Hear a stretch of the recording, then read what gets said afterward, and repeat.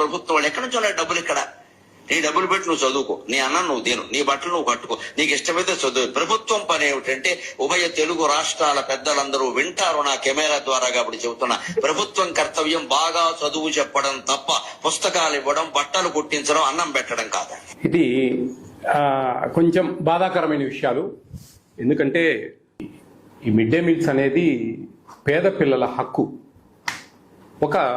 మనము జనరల్గా ఆలోచిస్తే ఇది ఒక ఫ్యాషన్, అదొక లగ్జరీ కాదండి. పిల్లలు పెట్టే భోజనం ఒక లగ్జరీ కాదు, అది వాళ్ళ జన్మ హక్కు. ఆ విధంగా మనకు ప్రభుత్వాలు, సుప్రీంకోర్టు దాని మీద మనకు చెప్పడం జరిగింది. దీంట్లో ముఖ్యంగా దాదాపు 1960లో తమిళనాడులో ఈ మధ్యాహ్న భోజన పథకాన్ని అప్పటి ముఖ్యమంత్రి వర్యులు కుమారస్వామి కామరాజ్ గారు ఆయన ప్రారంభించడం జరిగింది. దాని తర్వాత 1996లో మొత్తం ఇండియా అంతా ఇంప్లిమెంటేషన్ చేశారు. అప్పుడు 1 to 5th వరకు మాత్రమే మధ్యాహ్న భోజనం ఇచ్చేవాళ్ళు.